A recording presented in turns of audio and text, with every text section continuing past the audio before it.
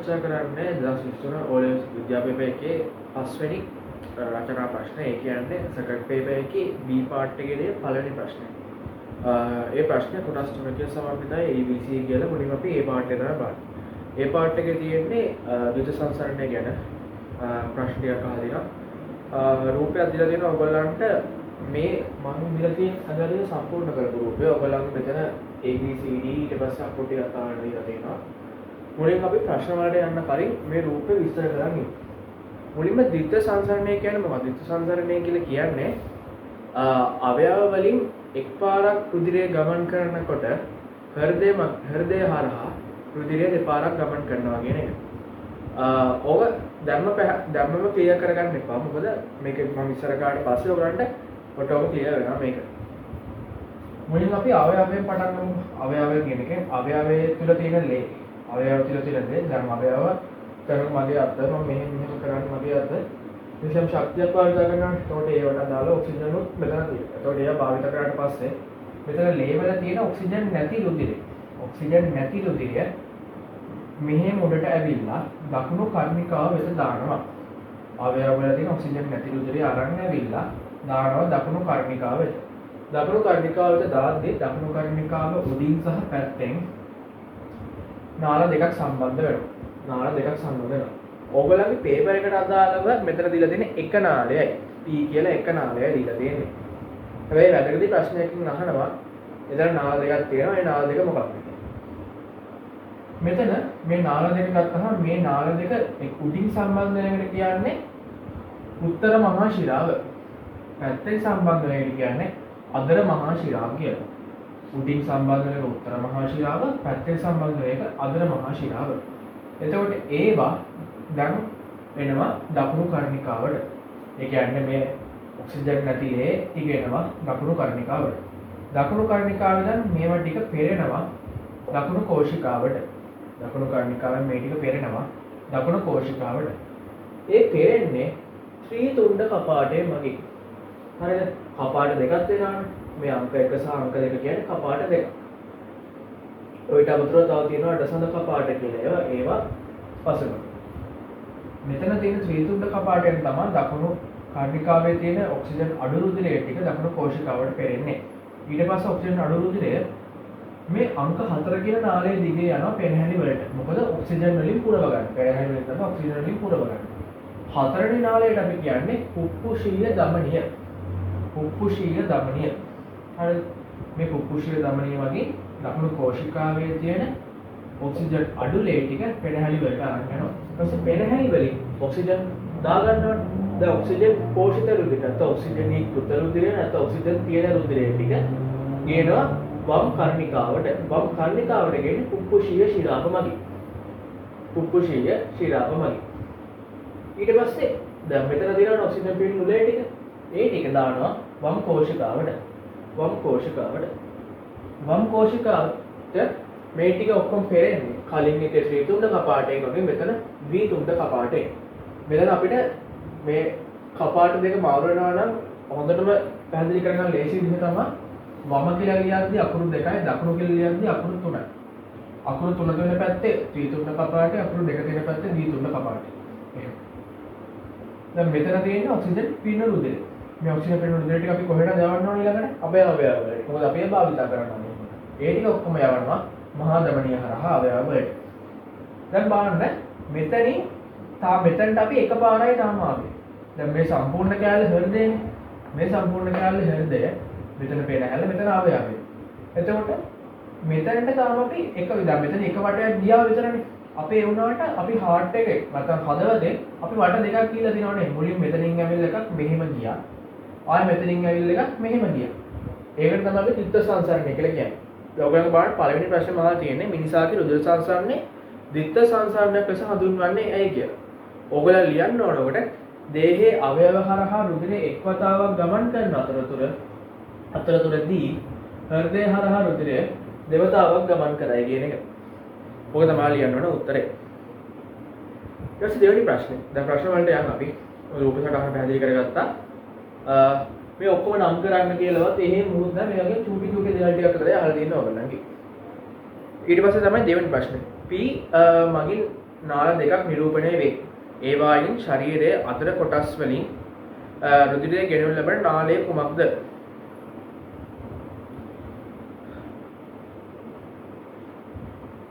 P මගින් නාල දෙකක් නිරූපණය වේ. ඔව්.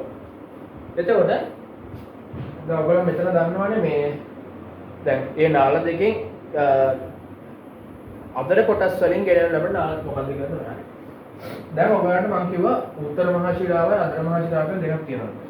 නේ? උඩින් සම්බන්ධ වෙන එක උත්තර, පතේ සම්බන්ධ වෙන එක අග්‍ර. ඕක ඇත්තටම මෙහෙම රූපේ අපි අන්නට මේක උඩින් සම්බන්ධ වෙන්න හේතුව. දැන් මම මේ ගල් රූපයක් නදින්නේ. ඇත්ත මිනිස්සු දැනගෙන මේ නදින්නේ. එහෙම ඇලුවම මේක ඇත්තටම පල්ලෙහා අවයවය කියන එක වචනේ තියෙන නිසා මෙතන අපි දන්නේ. දැන් හරිනම් උතන මේ විදිහට බැලුවොත් ශරීරයේ උඩ කොටස් වලින් එනවා ඒ වෙන්නේ උත්තර මහා ශිරාව. ශරීරයේ යට කොටස් වල යට අවයව කියලා ගන්නවා. ඒ වගේම වෙන ලේ ටික විතරයි අග්‍ර මහා ශිරාවට එන්නේ. දැන් මෙතන තියෙන්නේ උඩ හරිද? මේ දෙක අපි සම්පූර්ණ අවයව කියන වචන තියෙන හින්දා ඒ රූප සටහන ඔයගලන්ට පේපර් එකේ අහලා තියෙන විදිහ තමයි අපි දෙකම එකට ගෙනල්ලා එහෙම සම්බන්ධ. ඒ වුණාට අත්ත ශරීරය ගත්තාම ඇඟේ පපුවට උඩින් දන්නවනේ මෙතන මේ මහා ප්‍රාචීන තියෙන ඒකට උඩින් හරිද? ඒකට උඩින් තියෙන ලේ ටික ඔක්කොම කියන්නේ උදර මහා ශිරා මේ උත්තර මහා ශිරා හරිද? ළඟට ඒවට පල්ලෙහාම බඩ කකුල් ඒ වගේ තියෙන ලේ ටික අරන් යන්නේ අදර මහා ශිරාවෙන්. එතකොට දැන් ප්‍රශ්නය අහලා තියෙන්නේ අදර කොටස් වලින්. ඒ කියන්නේ පල්ලෙහා කොටස් වලින් කියන්නේ අදර මහා ශිරාව කියන එක. ඊට පස්සේ තියෙනවා C කුටීරිය මගින් ලැබෙන R නාලය කියන්නේ මොකද්ද? D කුටීරිය මගින් ලැබෙන S නාලය කියන්නේ මොකද්ද කියලා. එතකොට අපි ඒ දෙක වෙනම නම් කරලා තියෙනවානේ නේ. C කියන්නේ කොයි? C කියන්නේ මේකනේ. කියන අංක 4. ඔක්කොම 100 ගමනේ. ඊට පස්සේ අහලා තියෙන්නේ D එකෙන් පටන් ගන්න. මහාද. අපි ඔය ටික නම් කරලා තමයි තියෙන්නේ. හරි. ඊට පස්සේ හතරවෙනි එක. R හා S නාල දෙකේ අඩංගු වන රුධිරයේ සංයුතිය වෙනස්කම් වල. R කියන්නේ මේ කොන් දෙකේ තියෙන නෑ. මතක ඇති මේ පැත්තෙන් ආපු රුධිරය මෙතන මම මෙතනම කිව්වා මෙතන තියෙන ඔක්සිජන් අඩු රුධිරයේ පෙරහැරි වලට තමයි මේක අරන් යන්නේ. මෙතනදී මම කිව්වා ඔක්සිජන් වලින් පිරුණු රුධිරය අවයව වලට අරන් යනවා. ඒක අපි උතන ලියන්න ඕනේ. R නාලය මගින් ගෙන යන්නේ ඔක්සිජන් අඩු රුධිරය නැත්නම් ඔක්සිජනීකృత නැති රුධිරය. S නාලය මගින් අවයව වලට අරන් යනවා ඔක්සිජනීකృత රුධිරය නැත්නම් ඔක්සිජන් වලින් පිරුණු රුධිරය කියන එක. ඊට පස්සේ කපාට දෙක නම් කරන්න කියලා තියෙන්නේ. කපාට දෙක නම් අපි කපාට දෙක කලින්ම නම් කරගත්තා. සාමම් පැහැදිලි කරා ඒ කපාට දෙක. ඊට පස්සේ තියෙනවා හයවෙනි ප්‍රශ්නේ. D සංකෝචනයේ වී S වලට රුධිරය තල්ලු කිරීමේදී ඇතිවන පීඩනය හඳුන්වන නම කුමක්ද? B D සංකෝචනයේ වී S තුළට රුධිරය දැන් ඔතන ඇතිවන පීඩනයනේ හොයන පීඩනය කියන්නේ. ඔතන ඕකට අපි කියන්නේ මෙතන වෙන්නේ කෝෂිකා ආකුංචය කියන එක. දැන් ඔයාලට දන්නවා කර්ණිකා ආකුංචය කියලා එකක් තියෙනවා. දැන් පූර්ණ හර්ට් මේ මොකද කියන්නේ? හර්ට් චක්‍රයේදී හර්ට් චක්‍රය ගත්තාම කොටස් තුනයි. කර්ණිකා ආකුංචය, කෝෂිකා ආකුංචය, කර්ණික කෝෂික විස්තරය. හරිද? ඕකට යන්නේ සම්පූර්ණයෙන්ම තප්පර 0.8යිනේ. කෝෂිකා ආකුංචය කියන්නේ කෝෂිකා හැකිලෙන. එතකොට ඒකට තප්පර 0.1යි. කෝෂිකා දෙක ඇකිලෙන්න 0.3යි. එතකොට මේ අවස්ථාව වෙනකොට දෙකම එකට ඇකිලිලා තියෙනවා. ඊළඟට වෙන්නේ පූර්ණ හර්ට් විස්තරය. නැත්නම් අපි ඔකට කියනවා කර්ණික කෝෂික විස්තරය. මේ දෙකම හිමීට ඇරෙන්න කරනවා. ඒකෙන් තමයි මේ එකතුව ගත්තහම තමයි මෙතන හැදෙන්න සම්පූර්ණ මේ වගේ ගන්න. හරිද? දැන් ඔතන අහන්නේ මෙතන තියෙන ලේ ටික මේ නාලයට යන්න මොකද්ද වෙන්න ඕනේ කියලා. උඩින් ඇකිලිලත් බෑ. දෙකම විස්තරය වෙලත් බෑ. යට කෑල්ල ඇකිලෙන්න. උඩ කෑල්ල ඇකිලිලා තියෙනත් එක්කම යට කෑල්ල ඇකිලෙන්න. එතකොට අපිට ඔතන එන්නේ කෝෂිකා සංකෝචනය නැත්තම් කියලා. එතකොට අපිට ඔතන ලියන්න වෙන්නේ අහන්නේ පීඩනය නම කියලානේ. ලියන්න අපි උතන ලියන්න ඕනේ ආකුංච පීඩනය කියලා. උත්තරේ. ආකුංච පීඩනය. ඊට පස්සේ ආවදිනවා නිරෝගී වැඩිහිටියෙකුගේ එම පීඩනයේ අගය කුමක්ද කියලා. නිරෝගී වැඩිහිටියෙකුගේ එම පීඩනයේ අගය. සාමාන්‍යයෙන් අපි ගන්නෙ නිරෝගී වැඩිහිටියෙකුගේ පීඩනය 110ත් 120ත් අතර අපි ඔය ගන්නවා රසදී මිලිමීටර නේද? ඔව්. mmHg කියලා. මේ මාකර් ස්කීම් එකේ මේක නිකන් ලියලා තිබ්බත් ලකුණු දීලා තිබ්බා. මේක නිකන් ලියලා තිබ්බත් ලකුණු දීලා තිබ්බා. මේ දෙකම ලියලා තිබ්බත් ලකුණු දීලා තිබ්බා. ඒක කිසි ප්‍රශ්නයක් නැහැ. ගැලපෙන උත්තරයක් තියෙනවා. අන්තිම C පාර්ට් එක. නිරෝගී වැඩිහිටියෙකුගේ වුවද එම අගය වරින් වර වෙනස් විය හැකිය. මීට බලපාන හේතුවක් ලියන්න ගත එකක්. සාමාන්‍යයෙන් අපි නිතර ව්‍යායාම කරන්නේ නැති කෙනෙක් මොකක් හරි ලොකු වැඩක් කරලා නැත්නම් හිතන්නකෝ කිලෝමීටර් 2-3ක් ඇවිද්දාට පස්සේ යාට දැනෙනවා යාගේ පපුව නිකන් ගැහෙනවා වගේ. නැත්නම් පපුවේ මහන්සිය වගේක් දැනෙන. ඔන්න ඕක. ඒ කියන්නේ අධික ලෙස වෙහෙස වීම. නැත්නම් අධික ලෙස ව්‍යායාම කිරීම. ඊට පස්සේ ස්ට්‍රෙස් වුණාම දවගන්න පාඩම් කරන එක කරලා එපා වුණාම සහ කරලා ගොඩක් තියෙනවා. මේ 10 වසරේ මම කවර් කරන්නේ නැහැ මට ඒව කවර් කරගන්න ඕනේ. ඒ වගේ ඒවා හිතනකොට මේ සාමාන්‍යයෙන් මානසික ආතතිය නැත්නම් ස්ට්‍රෙස් එක කියන එකනොත් ඔය heart rate එක වැඩි වෙනවා කියන එක වෙනවා. හරි. එතකොට දැන් පළවෙනි ප්‍රශ්නේ අපි සම්පූර්ණයෙන් හොඳටම සාකච්ඡා කරගත්තා. ඊළඟට අපි B part එක බලමු.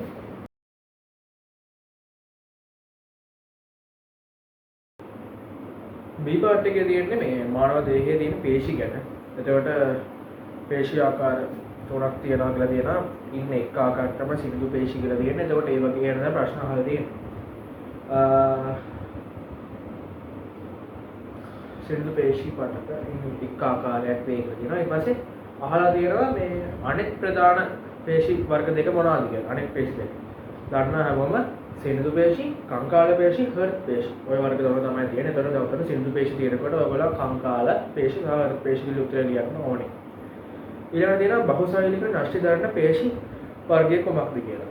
බහුසෛලික නෂ්ටි තියෙන්නේ කංකාල පේශි වල විතරයි. අනිත් හැම ඒවාම ඒක නෂ්ටිකයි, ඒක සෛලිකයි, අනිත් ඒවා බහුසෛලිකයි. ඊපස්සේ තුන්වෙනි ප්‍රශ්නෙට ඔයගොල්ලෝ නිදහස් ලකුණක් දීලා තියෙනවා. ඒ කියන්නේ ඕල්. ඒක උත්තරයක් ලියුවට නැතත් හැමෝටම ලකුණක් තියෙනවා. ඒකට ඉච්ඡානුකව හරි රිද්මයානුකූලව ක්‍රියා කරන පේශි පටක වර්ගයක් කියලා. ඊළඟට තියෙන සිනිඳු පේශි පටක ය පිහිටන ස්ථානයක් නම් කරන්න. සිනිඳු පේශි තියෙන තැන. සිනිඳු පේශි තියෙන තැන වලට අපිට ගන්න ගොඩක් තැන් තියෙනවා. මූත්‍රාශය, ඊට පස්සේ ආමාශය, මහාන්ත්‍රය, කුඩාන්ත්‍රය, ආහාර මාර්ගය, ඊට පස්සේ රුධිර වාහිනී, අන්න ස්ත්‍රෝතය මේ කියන්නේ ඊට පස්සේ ඒක ගලනවා. මම ගන්න පුළුවන් දේවල් මූත්‍රාශය, මූත්‍රා වාහිනී, රුධිර වාහිනී, කුඩාන්ත්‍රය, මහාන්ත්‍රය, ආමාශය, අන්න ස්ත්‍රෝතය ඔය කියන්නේ ඔක්කොම ටික ගන්න පුළුවන්. ඒ කියන්නේ වලින් එකයි අහන්නේ. එක තැනක් ලියන්න කියලා තමයි කියන්නේ. ඊට පස්සේ ආයෙත් දින අන්තිම එක මේ B part එකේ සිනිඳු පේශි පටකයේ සෛලයක දල රූප සටහනක් අඳින. දල රූප සටහන. සිනිඳු පේශි සෛලය.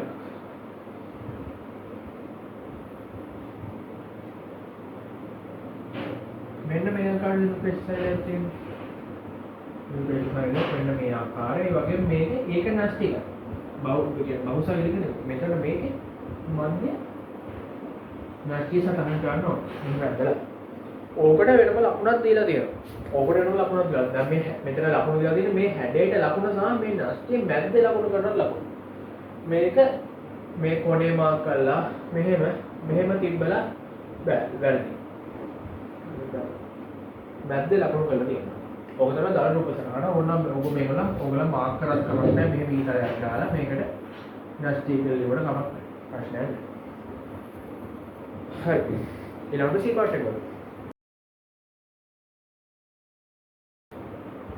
හරි එහෙනම් මේ essay එකේ අන්තිම part එක C part එක ශාක පටක වර්ගීකරණය පිළිබඳ පොඩි ජාල සටහනක් දීලා තියෙනවා. මුලින්ම අපි ඒක බලමු. ස්ථිර පටක කියනවා ආකාර දෙකක් තියෙනවානේ.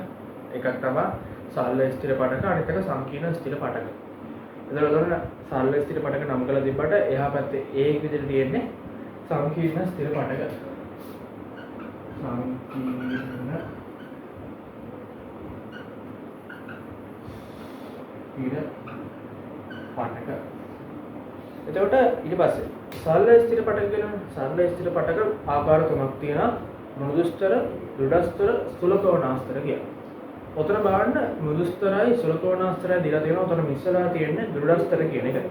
එතකොට B එකට ගන්න වෙන අපිට දෘಢස්තර